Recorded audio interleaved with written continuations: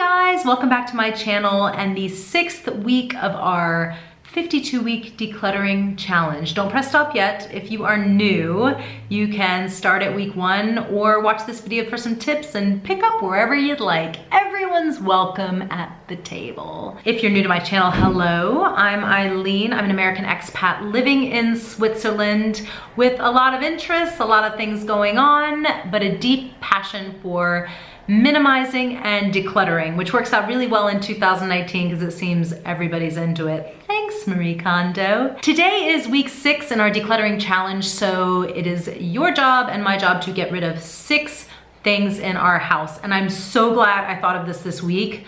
I'm doing cookbooks and I went through them. I don't have that many to begin with, but there were 6 that I said I'm ready to get rid of. If I had done it next week, I would have been out of luck because I definitely don't have 7. I'm gonna give you 3 ideas / tips when considering getting rid of your cookbooks. I know most of us have a beautiful library of cookbooks that just gather dust and don't get used, or we have these giant books where we only use maybe 2 or 3 recipes. I am gonna help you part ways and clear out some space by getting rid of these cookbooks. Let me show you first the ones I'm getting rid of. Jason Vale's Juice Master. Hello, everybody. I'm getting rid of the Juice Master 100 delicious juices and smoothies from Jason Vale. I'm getting rid of a book called Slow Cook. I think I bought this like for £2. I was like, oh, I'm gonna use a slow cooker, which I do this year, but at the time, I bought this like 7 years ago. This book, which I do love, called Risotto, but this is an example where I use maybe 2 recipes in it and that's it. So that's gonna go. Barefoot Contessa, Ina Garten, I'm sorry, I'm getting rid of one of your cookbooks because I do love her. It's one of her first books, Ina Garten, Family Style. I'm gonna let that one go. This is a book that was a gift and I loved it when I got it, but I found that I haven't really used it because I'm not a full-blown vegetarian. It's called Thug Kitchen, Eat Like You Give a It's a funny cookbook. They curse a lot in it for the sake of cursing, but it is funny. But look, I've even marked pages of things I want to make in it, but this was a few months ago and I've never made them, so. And finally, and this is a massive, massive book. It is a beautiful fade-in 1080 recipes from Spain. I received this book in 2012 and it's 2019. So that's 6.5 years. I have never used it. It's so beautiful, but I don't know. Fried sole fillets with brandy and tomato mayonnaise. I think it's just a little too fancy for me. But look at the fun illustrations. Those are the 6 cookbooks that I am getting rid of. And if you're going through your cookbooks and struggling, here are a few things to help you make that difficult decision to let them go. Now, when you do let them go, you can donate them to a charity shop. You can give them to a friend, which is a really good idea. If you know somebody who will really enjoy one of these cookbooks, like for example, I have a friend who's vegan. I'm gonna give her Thug Kitchen because I know she will get a ton of use out of it. And she also loves to cook, so this is right up her alley.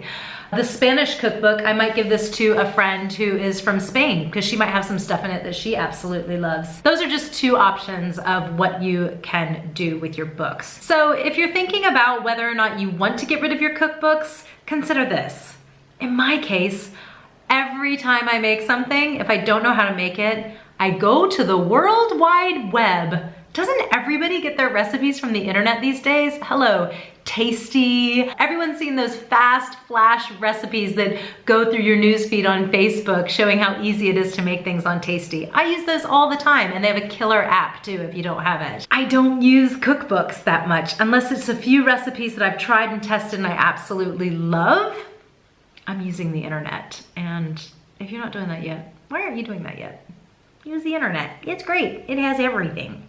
I do have a few recipes that I absolutely love. For example, in my risotto cookbook, I love this spinach risotto with roasted tomatoes and arugula. It's absolutely delicious. So what I'm going to do is I'm gonna take a photograph of this recipe page and I'm gonna save it in a folder on my desktop called recipes. I do this sometimes when I have a magazine or something and there's a recipe I like. I just snap a picture with my phone and I have everything saved to a folder on my desktop. With that said, I don't reference it that often. I usually, like I said, just go to the internet. But at the very least, I don't have a big book filling up space in my kitchen for just one recipe that I don't use all that often. If I am in the mood for a beautiful spinach risotto with roasted tomatoes and arugula, I can go to my computer and pull up that recipe and make it for a party of 4. One other thing I will say, in all of these cookbooks, I can almost guarantee you that I can find all of these recipes. If I search this cookbook and the recipe I want, I can find them online. It's all online, people. It's all online. The last thing I would say, if you are not quite ready to let go of those cookbooks, is to give yourself a month challenge. You don't want to throw them away? That's fine. I'm not going to pressure you. This is not a throw everything away kind of video. If you're not quite ready, open the book, go through like I did with Thug Kitchen, and mark recipes that you are interested in making. For instance, I was interested in making vegan tortilla soup. It looked really lovely. I was like, yeah, I'm an okay cook. I can pull this off. This was over a month ago and I haven't made it. So make the conscious effort to mark recipes in your books that you want to make. And if you don't try them in the next month, I'll give you 2 months. I'll give you leeway. You're not gonna make them. Take a picture of them if you're absolutely obsessed, which I might do with that, and then pass them on to somebody that will get more use out of them. If you are really devoted to clearing out some of the clutter and getting rid of the things that don't matter so you can make room for the things that do matter, get rid of some cookbooks. That's a good place to start. I hope you enjoyed this video, guys. If you got rid of something this week, please click the thumbs up and let me know in the comments below. Also, if there is a recipe online, let's be a community that you absolutely love and obsess and cook and want to share it with the world. Link that below too. I would love, always love to have new ideas for dinner, lunch, kids' food, anything. Share below. Let's all help each other out. And as a bonus to you guys, I will include below my favorite lemon spaghetti recipe, which I've made a video about. It's probably coming up right here, right now. And I will also include a recipe or 2 from these books before I let them go. I hope you guys have an awesome day. Don't forget, you can find me over on Instagram at Eileen Vincett. And if you like this video, please consider subscribing. I'll talk to you guys soon. Bye.